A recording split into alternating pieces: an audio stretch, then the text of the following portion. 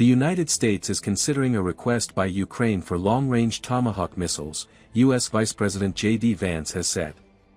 According to Associated Press, however, Vance added President Donald Trump would be making the final determination on the matter. The missiles would be the longest-range weapons in Ukraine's arsenal and would allow it to strike targets deep inside Russia, including Moscow, with precision. Mr. Vice President, how sensitive the ears to Ukraine and Russia? How confident or optimistic are you that something can start to be done along those lines as well? Well, look, the president's been working at this, the entire team's been working at this for 8 months. We're going to keep on walking down the pathway of peace, whether it takes us another few months, another few weeks, or God forbid, longer than that. We're going to keep on working at it. How confident am I that this is going to get wrapped up? I feel optimistic, I would say that, but the timeline is anybody's guess. Will the U.S. give Tomahawk missiles to Ukraine? Well, I mean, the president right now is certainly hearing that request from the Ukrainians. We know that it's something that they want. That's something the president's going to ultimately decide, but he has not yet made the decision to give Tomahawks to Ukraine. What was the calculation in not providing those Tomahawks to Ukraine at this time? Well, look, the President of the United States is trying to ensure that America's security is taken care of first, and obviously that means that we need to have the critical weapon systems for our own military, for our own troops. So that's what the president is focused on. And as with all the decisions that he's made related to Russia and Ukraine, he's trying to bring peace because he thinks that's what's in America's best interest. If he thinks that it's in America's best interest to sell additional weapons to Europe, he will do that. But right now, he hasn't made that decision with regards to Tomahawk. All right, guys, have a good night. We'll see you tomorrow.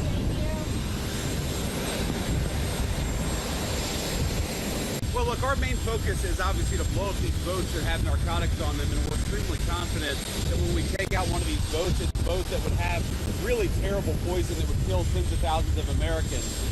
When these actual boats get blown up, sometimes there are survivors, and I think the Secretary of State just makes a decision depending on what the scenario is, whether we're going to send them back home, whether we're going to prosecute them in the United States, or whether we're going to work with allies to bring them to justice. But we're certain these guys are narco-terrorists. What we do with them from there, just as with any other conflict, depends on the realities on the ground. If they're alleged war criminals, though, shouldn't they be prosecuted as war detainees in the United States? Well, look, if you look at the war on terrorism, if you look at any other global conflict, what we do with combatants in those wars depends very heavily on the circumstances on the ground. Sometimes we cooperate with allies, sometimes we bring them back to the United States, sometimes we take them elsewhere. That's exactly how we're handling this, just on a case-by-case basis. But again, it's important for the American people to recognize these are narco-terrorists who are trying to bring poison into our country and kill our citizens. What happens to them, I don't really care so long as they're not bringing poison into our country.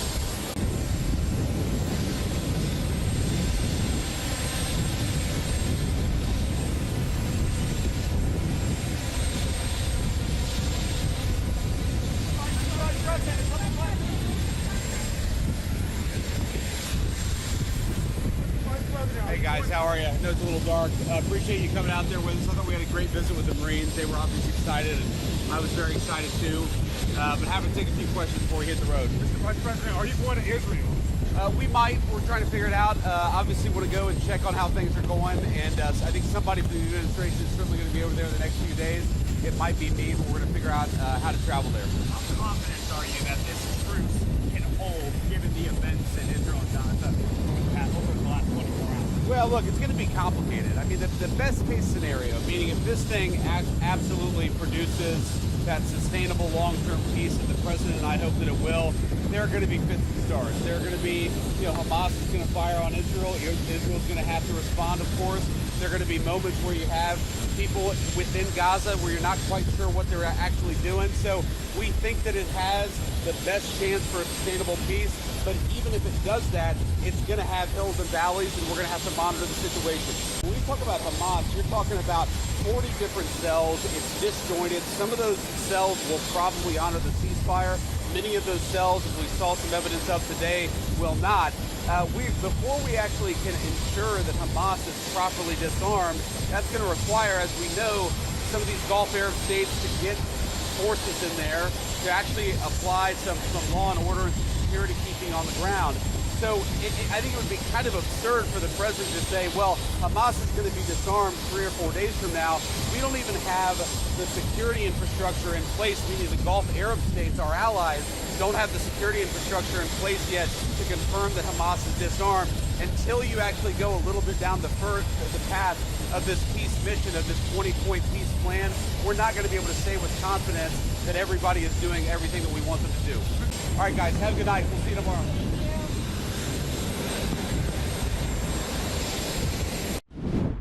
Russian Marines tried to capture the village of Shakov, northeast of Pokrovsk, on Thursday and failed dramatically. But the attack, involving 22 armoured vehicles from the 155th Naval Infantry Brigade, hinted at new tactics that, with better timing and a little luck, could help the Russians break through around Pokrovsk as their wider war on Ukraine grinds into its 44th month. Euromaidan Press media outlet says the Russians made several surprising moves as they prepared to separate columns with T-80 tanks and BTR-82A wheeled infantry fighting vehicles laden with infantry. In the days leading up to the Thursday morning assault, the Russian Marines set up observation posts around their base in the village of Malinivka, 9 kilometers south of Shakov. The goal, according to the Ukrainian 1st Azov Corps, was to detect and shoot down Ukraine's night-flying heavy bomber drones, preventing them from dropping mines on the likeliest assault routes between Malinivka and Shakov. At the same time, the 155th Naval Infantry Brigade, one of 5 Marine brigades and regiments the Kremlin rushed to Donetsk Oblast this summer, to bolster the center grouping of forces' faltering effort to capture Pokrovsk and clear a path toward the twin cities of Kramatorsk and Slovyansk, tried to hide its T-80s and BTR-82s, Euromaidan Press reports. Both types are still in production at factories in Russia, but production of new vehicles isn't keeping up with vehicle losses. Every tank and fighting vehicle is precious, especially as the winter mud deepens and strictly foot-borne assaults become impractical all along the 1,100-kilometer front line.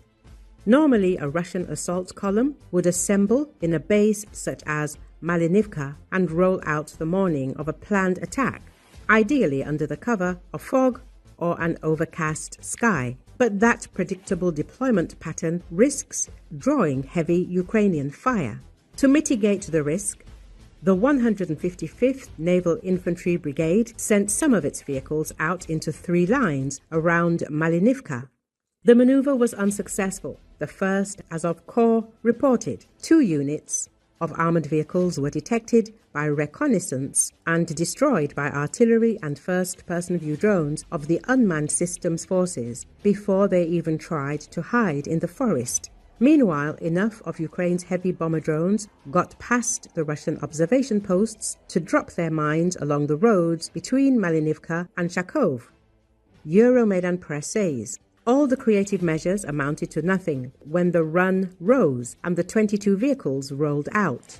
Thanks to the advanced engineering equipment of the positions, effective mining and coordinated actions of the units of the Defense Forces of Ukraine, primarily artillery crews of the brigades of the Armed Forces and the National Guard of Ukraine, as well as the crews of the Unmanned Systems Forces, the enemy attack was thwarted.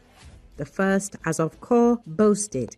The Corps hit 13 vehicles, destroying 9 of them and sending the rest scurrying back to their dugouts. They even didn't reach the front line. Ukrainian drone operator Kriegsforscher observed the weather was a critical factor.